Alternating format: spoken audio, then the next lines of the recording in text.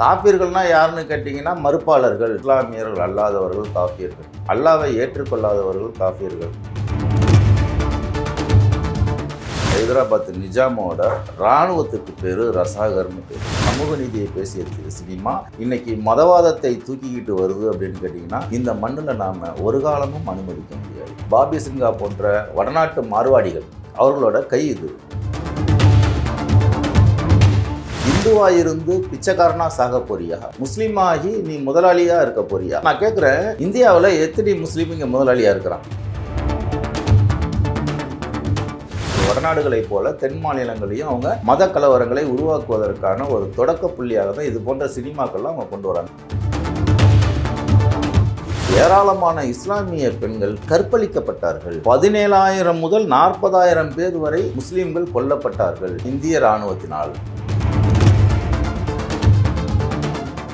இஸ்லாமிய மட்டும் மதம் மாற்ற நினைச்சிருந்தா இங்கே ஒரு புல்லு பூண்டு இருந்திருக்குமா? இங்கே இருக்கிறவங்க அத்தனை பேருமே முஸ்லீமாக தான் இருந்திருப்பான். அமித்ஷா, மோடி உட்பட இதை பற்றி பேசுறதுக்கு பேர் தானே வரலாறு. அதை பேசுறதுக்கு உனக்கு நியாயம், துணிச்சல் இருக்குதா? ஆக எந்த வகையிலுமே நியாயமே இல்லாமல் எங்கள் தாத்தா சொன்னாருன்னு ஒரு வரலாறு சொல்கிறானுங்கன்னா அப்போ இவங்கெல்லாம் தழும்பேறி போய் கிடக்குறானுங்கன்னு தானே அர்த்தம்.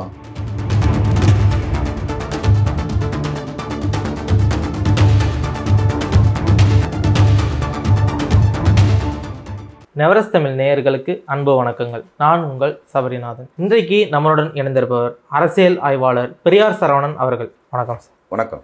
ரசாகர் இந்த திரைப்படத்தை பற்றி நீங்கள் என்ன நினைக்கிறீங்க? காஷ்மீர் ஃபைல்ஸ், கேரளா டைரி, இந்த படத்தெல்லாம் விட மிக ஒரு மோசமான அப்பட்டமான இந்துத்துவ ஒரு படம். தென் மாநிலங்களில் உதாரணத்துக்கு கேரளா, கர்நாடகா, ஆந்திரா, தமிழ்நாடு போன்ற ஆர்எஸ்எஸ் பிஜேபிக்கு எந்த ஒரு அடித்தளமும் இல்லாத ஒரு சூழலில் இங்கேயும் ஒரு பிளவுவாத அரசியலை அறிமுகப்படுத்துவதற்காக, மக்களிடையே ஒரு பிளவை விதைப்பதற்காக திட்டமிட்டு உருவாக்கப்பட்டது தான் இந்த ரசாகர் அப்படின்ற திரைப்படம். ரசாகர் அப்படின்ற வார்த்தையோட பொருள் என்ன?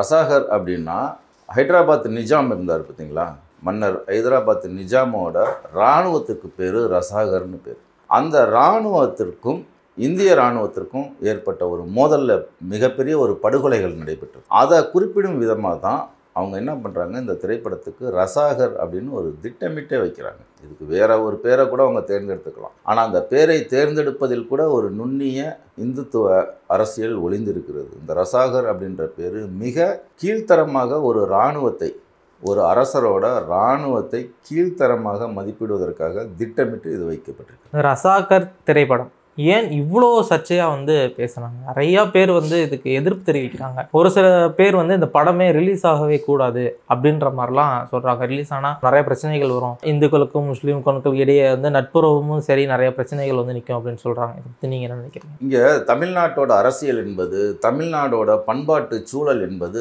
முற்றிலும் வேறானது. பழைய திரைப்படங்கள், இன்னும் சொல்ல போனால் இன்றைக்கி இருக்கக்கூடிய கடந்த 50-60 ஆண்டுகளில் இருக்கக்கூடிய ஆட்சியாளர்கள் அத்தனை பேருமே ஏதோ ஒரு வகையில் சினிமா துறையோட தொடர்புடையவர். அந்த சினிமா மத நல்லிணக்கத்தை பேசிச்சு, சமூக நீதியை பேசிச்சு, மூட நம்பிக்கைகளை பேசிச்சு, மனித நேயத்தை பேசிச்சு. இப்படி ஒவ்வொரு சினிமாவும் அரசியல் தான்.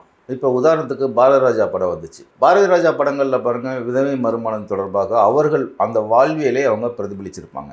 சினிமா என்பது எப்படி நீங்கள் புரிஞ்சுக்கணும் அப்படின்னு கேட்டிங்கன்னா, உழைக்கும் மக்களின் களைப்பை போக்கக்கூடிய ஒரு கலை வடிவம். உழைக்கும் மக்களின் களைப்பை போக்கும் ஒரு கலை வடிவம் தான் சினிமா என்பது. இந்த சினிமாவை தான் இவங்க என்ன பண்ணுறாங்கன்னு கேட்டிங்கன்னா, எந்த ஆட்சியாளர்கள் சமூக நீதிக்காக ஒரு பிரச்சாரமாக இந்த சினிமாவை பயன்படுத்தினார்களோ அது இன்று முற்று முழுதாக மாறி எங்கே நிற்கிது அப்படின்னு கேட்டிங்கன்னா, மிகப்பெரிய மார்வாடிகள் பொருளாதாரத்தில் இங்கே தென் மாநிலங்களில் கால் ஊனுவதற்காக திட்டமிட்டு இந்த பிளவுவாத சினிமாக்களை திணிப்பதின் மூலியமாக தமிழ்நாட்டிலையும் ஒரு மத மோதலை கட்டமைத்து விட முடியுமா, இந்து முஸ்லீம் அப்படின்ற ஒரு பிளவுவாதத்தை மிகப்பெரிய அளவில் மறுபடியும் ஒரு உடைச்சிட முடியுமா அப்படின்ற ஒரு சூழ்ச்சியான யுக்தி தான் இந்த போன்ற சினிமாக்கள். இந்த சினிமா, நான் ஏற்கனவே சொன்னது போல் சமூக நீதியை பேசிய சினிமா இன்னைக்கு மதவாதத்தை தூக்கிக்கிட்டு வருது அப்படின்னு கேட்டிங்கன்னா இந்த மண்ணில் நாம் ஒரு காலமும் அனுமதிக்க முடியாது. மேலும் இதில் ஒரு குறிப்பாக ஒரு செய்தியை நீங்கள் புரிஞ்சுக்கணும் அப்படின்னு கேட்டிங்கன்னா, இந்த படத்தோட கதைக்களம் என்பது ஹைதராபாத். அப்போ இந்தியாவோட ஹைதராபாத்து சேரல. ஆனால் இந்த கதையில் இவங்க என்ன சொல்ல வராங்க அப்படின்னு கேட்டிங்கன்னா, இந்துவாக இருந்து பிச்சைக்காரனா சாக போறியா, முஸ்லீமாகி நீ முதலாளியாக இருக்க போறியா? அப்போ நான் கேட்குறேன், இந்தியாவில் எத்தனை முஸ்லீம் இங்கே முதலாளியாக இருக்கிறான்? இன்றைக்கும் பீடி சுத்துற பாய்கள் தான் இருக்காங்க. இப்போ கிருஷ்ணாவோட அறிக்கை, அந்த குண்டு வெடிப்பு ஏற்பட்டது பாம்பேயில், அதற்கு பிறகு வந்த கிருஷ்ணாவோட அறிக்கை என்ன சொல்லுதுன்னு கேட்டிங்கன்னா, இந்தியாவில் தாழ்த்தப்பட்ட மக்களை விட மிக மோசமான நிலையில் பொருளாதாரத்தில், கல்வியில், வேலைவாய்ப்பில், அரசியல் அதிகாரத்தில் அனைத்திலும் பின்தங்கியவர்களாக யார் இருக்கிறா? முஸ்லீம் தான் இருக்கிறாங்க. 10க்கு 10 வீட்டில் தான் 2 குடுத்தனம் இருக்கிறாங்க அப்படின்ற ஒரு இந்தியாவின் முகத்தை அப்பட்டமாக வெளிச்சம் போட்டு அந்த அறிக்கை காமிக்குது. இவ்வளவு இருந்தும் இவர்கள் திட்டமிட்டு முஸ்லீம் எல்லாம் ஏதோ ஒரு முதலாளிகள் போலவும், இந்துக்கள் எல்லாம் பிச்சைக்காரனை போலவும் சித்தரிக்கிற ஒரு விஷயம் இருக்குது பார்த்தீங்களா? இதுதான் இங்கே மத மோதலை உருவாக்குறது. வடநாடுகளைப் போல தென் மாநிலங்களையும் அவங்க மத கலவரங்களை உருவாக்குவதற்கான ஒரு தொடக்க புள்ளியாக தான் இது போன்ற சினிமாக்கள்லாம் அவங்க கொண்டு வராங்க. இதுக்கு பின்னாடி பாபி சிங்கா போன்ற வடநாட்டு மார்வாடிகள் அவர்களோட கை இது இருக்குது, புரியுங்களா? அந்த கதைக்களம் இருந்தது பார்த்தீங்களா? ஹைதராபாத்தோட கதைக்களம் என்பது இந்தியாவில் இருந்த ஓட்டைன்னு இந்தியா நினச்சிது. இந்தியாவோட ஒரு ஓட்டை விழுந்துருச்சு, இதே பகுதியில் ஒரு ஓட்டை விழுந்துச்சு. என்ன காரணம்னா, அன்னைக்கு காலகட்டத்தில் இந்தியாவோட யாரெல்லாம் சேரல, மணிப்பூர் சமஸ்தானம் சேரல, அடுத்ததாக பார்த்தீங்கன்னா காஷ்மீர், ஜம்மு காஷ்மீர் சேரல, ஹைதராபாத்து சேரல, திருவிதாங்கூர் சமஸ்தானம் சேரல, ஜுனாகத் குஜராத்தில் ஒரு பகுதியாக இருந்த எல்லை மாவட்டங்களாக இருந்த ஜுனாகத் அது இந்தியாவோட சேரல. பிற்காலங்களில் நேருவோட அதிகாரத்தினால் இந்திய அரசமைப்பையும் இந்திய அரசையும் பகைத்து கொண்டு உங்களால் ஒரு காலமும் இருக்க முடியாது அப்படின்னு எல்லா சமஸ்தானங்களுக்குள்ளேயும் 560 சமஸ்தானங்களாக இருந்த இந்தியாவில் அத்தனை சமஸ்தானங்களுக்குள்ளேயே இராணுவத்தை அனுப்பி மிரட்டி கையெழுத்து வாங்கி தான் இந்தியாவோட இணைச்சாங்க அப்படின்றது தான் வரலாம். இது யார் எழுதுகிறா? விபி மேனன் எழுதுகிறாரு. விபி மேனன் யார்? வல்லபாய் பட்டேலோட உதவியாளராக இருந்த விபி மேனன் எழுதுகிறாரு. மிரட்டி ஆசை வார்த்தைகள் காட்டி இங்கிலாந்துக்கு கூட்டிகிட்டு போய் அவங்களுக்கு குடியெல்லாம் குடிக்க கொடுத்து உங்களுக்கு ரொக்க பணம் தருகிறேன், உங்களுக்கு ஒரு முக்கிய பிரமுக் அப்படின்ற ஒரு பதவி தர, பட்டங்களை நாங்கள் உங்களுக்கு தருகிறோம்லாம் ஆசை வார்த்தை காட்டி மிரட்டி இப்படி தான் இந்தியாவோட இணைச்சாங்க. ஆனால் இதற்கெல்லாம் நாங்கள் ஒத்துக்கொள்ள மாட்டோம்னு இருந்தது தான் ஹைதராபாத் நிஜாம். ஹைதராபாத் நிஜாம்கிட்ட என்ன பிரச்சனை இருந்துச்சு? அந்த ஹைதராபாத் நிஜாம் அங்கே இருக்கக்கூடிய தெலுங்கானா விவசாயிகள் இருக்காங்க பார்த்தீங்களா, கொடுமையாக ஒடுக்குனாங்க. அந்த ரசாக்ன்ற படை ஒடுக்குச்சு. நல்லா ஒன்று கேட்டுக்குங்க, ஹைதராபாத் நிஜாமோட இராணுவம் இருக்குது, அதுக்கு பேர் ரசாக்னு பேர். அந்த ரசாக்ன்ற படை தெலுங்கானா விவசாயிகளை ஒடுக்கியது.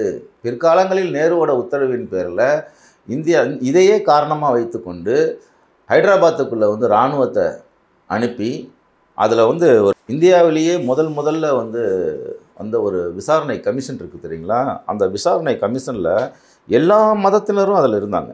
எல்லா மதத்தினரையும் வச்சு உள்ளடக்குன ஒரு விசாரணை கமிஷனை இந்த யுத்தத்துக்கு பிறகு அனுப்புகிறாங்க. அதில் அந்த சுந்தர்லால் அப்படின்ற விசாரணை கமிஷன் தான். அந்த சுந்தர்லால் விசாரணை கமிஷனில் என்ன சொல்கிறாங்கன்னா, 17,000 முதல் 40,000 பேர் வரை முஸ்லீம்கள் கொல்லப்பட்டார்கள். யாரால்? இந்திய இராணுவத்தினால். அது மட்டும் இல்லை, ஏராளமான இஸ்லாமிய பெண்கள் கற்பழிக்கப்பட்டார்கள். நாங்கள் எங்களை கூட்டிகிட்டு போய் ஒரு கிணத்தை காட்டுறாங்க, அங்கே 11 சடலங்கள் இருந்தது. ஒரு சடலம், ஒரு பெண்ணோட சடலம் குழந்தையோடு இருந்தது. பள்ளங்களிலெல்லாம் இஸ்லாமியர்களுடன் பிணங்கள் இருந்தது அப்படின்னு யார் சொல்கிறா? சுந்தர்லால்ன்ற ஒரு விசாரணை குழுவோட தலைவராக இருந்து அந்த சுந்தர்லாலோட அறிக்கை இதை சொல்லுது. இந்தியாவோட முதல் விசாரணை அறிக்கைன்னு கூட அதை வச்சுக்கோங்களேன். அப்போ இப்படியெல்லாம் கடுமையாக ஒடுக்கி தான் ஹைதராபாத்தை இணைச்சாங்க. இதுதான் வரலாறு. ஆனால் இவங்க என்ன சொல்கிறாங்க? வல்லபாய் பட்டேல் ஒருங்கிணைச்சார் இந்தியாவையெல்லாம், பல்வேறு சமஸ்தானங்களையெல்லாம் வல்லபாய் பட்டேல் ஒருங்கிணைச்சார், அதனால் இவருக்கு இரும்பு மனிதர் அப்படின்றதெல்லாம் எங்கே கொண்டு வராங்க? இந்த சினிமாவில் கொண்டு வராங்க. இது வரலாற்றுக்கு முரணானது. இந்துக்கள் எல்லாம் கொல்லப்பட்டது போலவும், முஸ்லீம்கள் தான் கொன்றார்கள் என்பது போலவும், குறிப்பாக அந்த ரசாக்குன்ற இராணுவம் தான் கொலை செய்தது போலவும் இந்த படத்தை சித்தரிப்பது என்பது ஒரு வரலாற்று மோசடி. இது வன்மையாக கண்டிக்கத்தக்கது. இந்த ரசாகர் திரைப்படத்தில் காஃபீர்களுக்கு எங்கேருந்து இவ்வளோ தைரியம் வந்துச்சு அப்படின்னு ஒரு வார்த்தை வந்திருக்கும். இந்த காஃபீர் அப்படின்னா என்ன? காஃபீர் அப்படின்னு கேட்டிங்கன்னா அது எப்படி சொல்கிறது? அவங்க யாரை சொல்லுவாங்க? இஸ்லாமியர்கள் அல்லாதவர்கள் காஃபீர்கள், கடவுள் மறுப்பாளர்கள் காஃபீர்கள், அல்லாவை ஏற்றுக்கொள்ளாதவர்கள் காஃபீர்கள் அப்படின்னு சொல்லக்கூடிய ஒரு பழக்கம். கடவுள் நம்பிக்கை இல்லாதவர்கள் எல்லாம் காஃபீர்கள். அது மட்டும் இல்லை, அல்லாவை ஏற்றுக்கொள்ளாதவர்கள் எல்லா மதத்தை சேர்ந்தவர்களும் அவங்களுக்கு காஃபீர்கள். காஃபீர்கள்னால் யாருன்னு கேட்டிங்கன்னா மறுப்பாளர்கள் அல்லது திருடர்கள், ஏற்றுக்கொள்ளாதவர்கள் அப்படின்ற ஒரு பொருளில் தான், அரபியோட பொருளில் தான் அது கையாளப்படுது. புரியுதுங்களா? ஆனால் இதில் சொல்லக்கூடிய செய்தி வேறு. இவங்க காஃபிர்னு சொல்லக்கூடியதில் நம்ம முரண்படுறோம். நல்லா ஒரு விஷயம் கேட்டுக்கோங்க. ஒரு நாடு பிரிவினை அடையுது. ஜின்னா என்ன சொல்கிறாரு? பூலோக ரீதியான பிரச்சனை அங்கே ஏற்படுது. இப்போ பாகிஸ்தானுக்கும் ஹைதராபாத்து பக்கத்துலேயே இருக்குது. ஆசாத் காஷ்மீர் பாகிஸ்தான் வருது. பல்வேறு நபர்கள் பாகிஸ்தானுக்கே போனாங்க, இங்கேருந்து போனாங்க. 5 லட்சத்துக்கு மேலே வந்து எல்லை மாவட்டங்களில் படுகொலைகள் நடைபெற்றது. இதெல்லாம் யாரும் மறுக்க முடியாது. தேச பிரிவினை ஏற்படும் போது இந்த படுகொலைகளை யாரும் நியாயப்படுத்தலை, யாரும் மறுக்கலை. ஆனால் நாடு பிளவு உண்டாகுது, தேசம் பிரியுது அப்படின்றதுக்கும் இந்து முஸ்லீம் பிரச்சனைக்கும் என்ன சம்பந்தம்? யோசிச்சு பாருங்க. சரி, அப்படி தான் ஜின்னா வந்து இப்போ ஹைதராபாத்தை இணைக்கணும்னு சொன்னாரா? ஹைதராபாத் என்ன பாகிஸ்தான் பார்டர்லையாக இருக்குது இணைக்கணும்னு சொல்கிறதுக்கு? அப்படி இணைச்சா பூலோக ரீதியாக அது வந்து சரியாக வருமா? ஜியாகிரபிக்கல் பாலிட்டிக்ஸ் அந்த இடத்துல அடிபட்டு போகாதா? ஆக எந்த ஒரு லாஜிக்கும் இல்லாமல் இந்த படத்தை வந்து எடுத்துருக்குறாங்க. இந்த படத்தோட நோக்கம் என்னென்னா, ஹைதராபாத் சமஸ்தானத்தை வந்து பாகிஸ்தானில் இணைக்கணும் அப்படின்னு. அப்படி ஒரு திட்டம் ஜின்னாவிடமும் கிடையாது, ஹைதராபாத் நிஜாமுகிட்டே அப்படி ஒரு திட்டம் கிடையாது. இல்லாத ஒன்றை இந்த படத்தில் இவர்கள் கூற விரும்புகிறார்கள். பல பிரபல நடிகர்கள் இந்த படத்தை தவிர்க்கும் போது பாபி சிம்ஹா அவர்கள் மட்டும் ரசாகர் மூவியை எடுத்து நடித்ததுக்கு காரணம் என்ன? அதை தான் நான் சொல்ல வரேன். நான் இன்னும் சொல்ல போனால் அந்த படம் வெளியீட்டு விழாவுக்கே யாருமே வரலையே. இவங்க குறிப்பிட்ட யாருமே, சூர்யாவிலேருந்து யாருமே வரலையே. அப்போ பாபி சிம்ஹா யார்? ஒரு மார்வாடி, வடநாட்டு மார்வாடி. அந்த மார்வாடிகள் இயல்பாக எதன் மேல் பட்டு உள்ளவர்களாக இருப்பாங்க? தமிழ்நாட்டிலே இருப்பாங்க. தமிழக மக்களின் வேர்வையில் தான் அவர்கள் வாழ்க்கையே வளம் பெறுது. ஆனால் அவர்களோட விசுவாசம் வடநாட்டில் தான் இருக்கும். அவர்களோட விசுவாசம் ஆர்எஸ்எஸ் கிட்ட தான் இருக்கும். அவர்களோட விசுவாசம் என்பது இந்துத்துவோட தான் இருக்கும். அப்படி இது இயல்பாகவே இயற்கையாகவே இருக்கக்கூடிய உணர்வு. இப்போ நாமெல்லாம் போய் உத்தரப்பிரதேசத்துலேயோ மத்திய பிரதேசத்துலேயோ மகாராஷ்டிராவிலேயோ நம்ம இருந்தோம்னா நம்மளோட விசுவாசமும் உணர்வும் யாரை நோக்கி இருக்கும்? தமிழகத்தை நோக்கி தானே இருக்கும். இது இயற்கை தான், இதை நம்ம தவிர்க்க முடியாது. ஆக அந்த அடிப்படையில் தான் பாபி சிம்ஹா வந்து முழுக்க ஒரு மார்வாடி மனநிலையிலிருந்து, இந்துத்துவ மனநிலையிலிருந்து இந்த படத்தை எடுக்கிறார். அதனால தான் அவர் முன்னின்று இந்த பத்திரிகையாளர் கேள்விகளுக்கு பதில் சொல்கிறார், சமாளிக்கிறார். அதே மாதிரி இந்த படத்தின் மூலம் வரலாற்றை மாற்றி அமைக்கணும் அப்படின்ற கை ஏற்பாடுகள் நடந்தது மாதிரியும் பல சர்ச்சையான வார்த்தைகள் போய்கிட்டு இருக்கு. ஏன் அப்படின்னா, பாபி சிம்ஹா அவர்கள் ஸ்டேஜில் பேசும்போது கூட உண்மை வரலாற்றே எடுக்கப்பட்டது அப்படின்னு சொல்லியிருக்காங்க. இது ஒன்றும் இல்லை, அந்த தயாரிப்பாளர் நாராயண ரெட்டியே என்னமோ எதிராக உண்மையான வரலாறுன்றப்ப எங்கள் தாத்தா சொன்னார், எங்கள் தாத்தா அதில் பாதிக்கப்பட்டார். அப்போ இதுதான் வரலாறா? இவர்கள் பேசுவது, இவர்கள் தாத்தா சொல்லுவது, இவங்க பாட்டன் சொல்லுவது, இவங்க அப்பன் சொல்லுவது, இதுதான் இந்த நாட்டோட வரலாறா? அப்போ இப்படி தான் இந்த வரலாறு எழுதப்படுகிறதா? இதை விட யோக்கியத்தனமான ஒரு மோசடியானது வேறு எதுனா இருக்க முடியுமா? வரலாறு என்பது கடந்த காலங்களின் பதிவு. அது அந்த வரலாறாக நாணயமாக சொல்வதற்கு இவர்களிடம் ஏன் யோகிதை இல்லை? யோகியம் என்ன பண்ணணும்? என்ன வரலாறோ அந்த தேச பிரிவினையின் போல் ஏற்பட்ட இந்திய இராணுவம் எப்படி ஹைதராபாத் நிஜாமுக்குள்ளே உள்ளே புகுந்தது, எப்படி இஸ்லாமியர்களை துடிக்க படுகொலை செய்தது, 17,000 40,000 பேரை எப்படி வெட்டி கொலை செய்யப்பட்டார்கள், அதன் மூலியமாக எப்படி வலுக்கட்டாயமாக ஹைதராபாத் நிஜாம் வந்து இந்தியாவோட இணைத்தார்கள், இதை பற்றி பேசுகிறதுக்கு பேர் தானே வரலாறு. அதை பேசுகிறதுக்கு உனக்கு துணிச்சல் இருக்குதா? ஆக எந்த வகையிலுமே நியாயமே இல்லாமல் எங்கள் தாத்தா சொன்னாருன்னு ஒரு வரலாறை சொல்கிறானுங்கன்னா, அப்போ இவங்கெல்லாம் தழும்பேறி போய் கிடக்கிறானுங்கன்னு தானே அர்த்தம். அப்போ இவர்கள் இந்துத்துவாவிற்கான ஒரு பிரச்சார படத்தை இவர்கள் உருவாக்குகிறார்கள். அப்படி தான் இதை நம்ம புரிஞ்சிக்க முடியும். இப்போ கூகுளில் ரசாகர் அப்படின்னு போட்டாலே ஹைதராபாத் தான் வருது. அதே மாதிரி இந்த படத்தில் சம்பவம் நடந்ததும் ஹைதராபாத் தான் சொல்கிறாங்க. அந்த காலகட்டத்தில் ஹைதராபாத்தை இஸ்லாமியர்கள் தான் ஆட்சி செஞ்சுட்டு வந்தாங்க. அதன் அடிப்படையில் பார்க்கும்போது இந்த கதை உண்மையாக இருக்குமோ அப்படின்னு சொல்லிட்டு ஒரு சில தடப்பட்ட மக்கள்லாம் பேசிக்கிறாங்க. இதை பற்றி நீங்கள் என்ன பேசிக்கிறீங்க? ஒரு விஷயம் புரிஞ்சுங்க, ரசாகர்னா ஹைதராபாத் அல்ல. ரசாகர் என்பது ஹைதராபாத் நிஜாமோட இராணுவத்தின் பெயர். ஆனால் கூகுளில் ரசாகர் அப்படின்னு போட்டாலே ஹைதராபாத்னு தான் வருது. இது ஒன்றும் கிடையாதுங்க. கூகுள்லாம் வந்து நிறைய இப்போ அவங்க போய் உட்காந்துக்கிட்டு வடி கட்டிக்கிட்டு யாரோட போஸ்ட் ரீச் ஆகணும், யாரோட இப்போ பிரபாகரன் ஒரு ஃபோட்டோ போட்டிங்கன்னா ரீச் ஆகாது, தடை பண்ணுவான், இமேஜை வந்து ஹைட் பண்ணிவிடுவான். ஸோ இதெல்லாம் இருக்குது. இதெல்லாம் வந்து ஒரு அரசியல் தான், புரியுதுங்களா? இதில் என்ன ஒரு நம்ம குறிப்பாக கவனிக்க வேண்டிய ஒரு விஷயம்னு கேட்டிங்கன்னா, அங்கே இருக்கக்கூடிய அரசன் வந்து இஸ்லாமியர், ஆனால் குடிகள் பெருவாரியாக யாருன்னு கேட்டிங்கன்னா இந்துக்கள். இந்த முரண்பாடு இருக்குது பார்த்தீங்களா? இந்த முரண்பாடும் கூடுதலாக அந்த ரசாகர் படை வந்து கடுமையாக ஒடுக்கியது யாரை? தெலுங்கானா விவசாயிகளை ஒடுக்கியது. ஆக இந்த வெறுப்பை எல்லாம் இவர்கள் என்ன பண்ணுறாங்கன்னு கேட்டிங்கன்னா, இதையெல்லாம் ஒரு காரணமாக வச்சுக்கிட்டு தான் இந்திய இராணுவம் உள்ளே வருது. அப்போ அங்கே ஒரு பெரிய ஒரு மோதல் ஏற்படுது. இந்திய இராணுவத்திற்கும் இவர்களுக்கும் 100 மணி நேரம் யுத்தம் நடக்கிறது. இந்த 100 மணி நேரம் யுத்தத்தில் 40,000 பேர் படுகொலை செய்யப்படுகிறார்கள். ஏராளமான இஸ்லாமிய பெண்கள் பாலுறவுக்கு உட்படுத்தப்படுகிறார்கள். ஆக இதுதான் அங்கே நடைபெற்றதை ஒழிய இதை தான் நீங்கள் காட்சிப்படுத்தணும். வரலாறுன்ற பேரில் இதை தான் நீங்கள் காட்சிப்படுத்தணும் ஒழிய, இல்லாத ஒரு விஷயத்தை இஸ்லாமியர்கள் வந்து இந்துக்களை தாக்கினார்கள், இஸ்லாமியர்கள் வந்து இந்துக்களை வன்புணர்வு பண்ணார்கள், மதம் மாற்றம் செய்தார்கள்னு இஸ்லாமிய மட்டும் மதம் மாற்ற நினச்சிருந்தா இங்கே ஒரு புல்லு பூண்டு இருந்திருக்குமா? இங்கே இருக்கிறவங்க அத்தனை பேருமே முஸ்லீமாக தான் இருந்திருப்பான், அமித்ஷா மோடி உட்பட. ஆனால் அவர்களின் நோக்கம் அதல்ல. இங்கே இருக்கக்கூடிய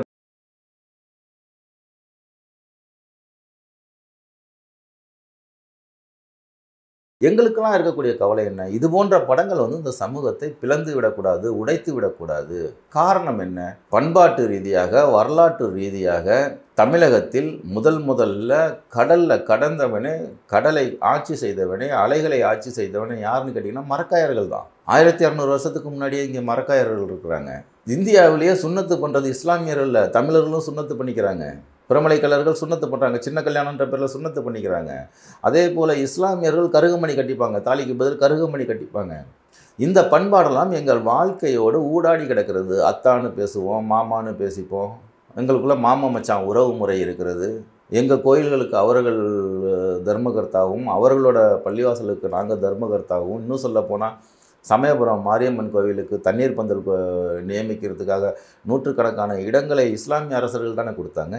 இது மாதிரி ஏராளமான தானம் பண்ணியிருக்கிறாங்களே. தானம் பண்ணது மட்டும் அல்லாமல் காயல்பட்டினம் கல்வெட்டில் அவன் என்ன குறிப்பிட்றான்னு கேட்டிங்கன்னா, இந்த தானத்தை நீங்கள் நிறுத்திவிட்டால் கங்கை கரையில் பசுவை கொன்ற பாவத்திற்கு உள்ளாவீர்கள் என்று இஸ்லாமிய கல்வெட்டுகள் சொல்லுது. இஸ்லாமியர்களை எச்சரிக்குது. முஸ்தபா முதலியார்கள் இங்கே இருந்திருக்கிறாங்க 1200 வருஷத்துக்கு முன்னாடியே.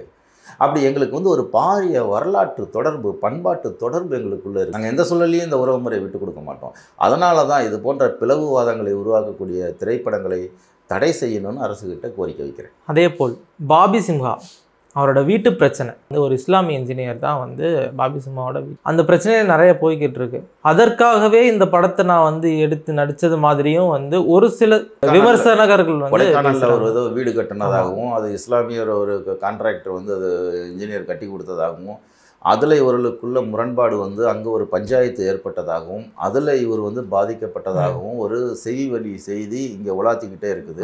அது எந்த அளவுக்கு சரின்றது என்னால் உறுதிப்படுத்த முடியல. அதை பற்றி அவருமே நிறைய இன்டர்வியூ நியூஸ்லாம் போட்டு அதை என்னால் உறுதிப்படுத்த முடியல. அதே நேரத்தில் இது போன்ற விஷயங்கள் ஒரு சின்ன சின்ன ஸ்பார்க் இருக்குல்ல, சின்ன சின்ன இஸ்லாமிய வெறுப்புகள் இருக்குதுல்ல, இதெல்லாம் வந்து இந்த திரைப்படத்திற்கு காரணமாக இருக்கும் அப்படின்னு நம்புறதுக்கு நான் ஒன்றும் குழந்தை கிடையாது.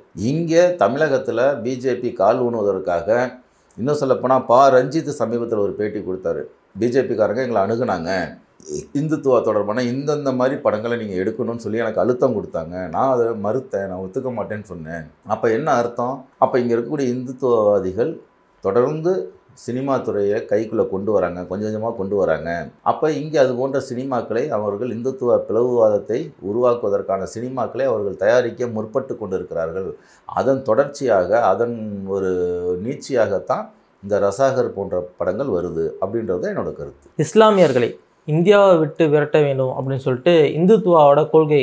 இந்துத்துவா அவர்கள் இஸ்லாமியர்களை ஏன் வெளியில் ஏற்றணும்? அதே மாதிரி இந்துத்துவாவில் RSS பிஜேபியில் நிறைய இஸ்லாமியர்கள் இருக்காங்க. நிறைய இஸ்லாமியர்கள் இல்லை, உதாரணத்துக்கு சொல்லணும் அப்படின்னு வேலூர் இப்ராஹிம், இன்னும் ஒரு 10 விரலில் 10 உதாரணம் காட்டிடுவீங்களா? இல்லை 10 விரலில் இல்லை, நிறைய பேர் இருக்காங்க.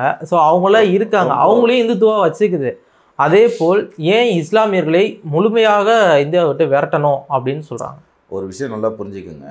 குஜராத்தில் மிகப்பெரிய ஒரு கலவரம் ஏற்படும் போது உலகமே வந்து இதை வந்து உற்று நோக்குச்சு, கேள்வி கேட்டுச்சு. இந்தியா வெட்கி தலை குனிந்த ஒரு காலகட்டம். அப்போ அப்படியான ஒரு சூழலில் அப்போ இஸ்லாமியர்களுக்கு நாங்கள் எதிரி இல்லைன்னு காட்ட வேண்டிய நிர்பந்தம் பிஜேபிக்கு ஏற்பட்டுச்சு. அப்போ பிஜேபி என்ன பண்ணுதுன்னு கேட்டிங்கன்னா, அப்துல் கலாமை முன்னிறுத்துது. எப்படி? பிரதமராக இந்தியா முழுவதும் மணிப்பூர் உள்ளிட்ட பழங்குடியினர்களை வேட்டையாடியது பிஜேபி. அப்போ நாங்கள் வந்து பழங்குடியினருக்கு விரோதிகள் இல்லை அப்படின்னு என்ன பண்ணுறாங்க, திரௌபதி முர்முவை ஜனாதிபதியாக முன்னிறுத்தி அப்போ இப்படியும் ஒரு முகம் வச்சுருப்பாங்க, அப்படியும் ஒரு முகம் வச்சுருப்பாங்க.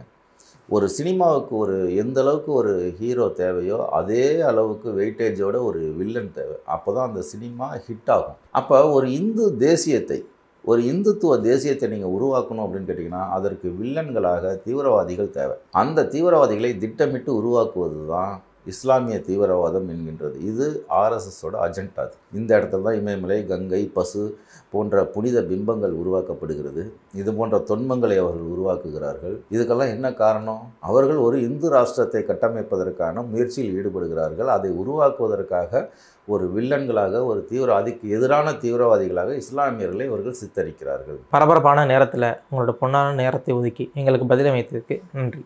நன்றி தோழர்.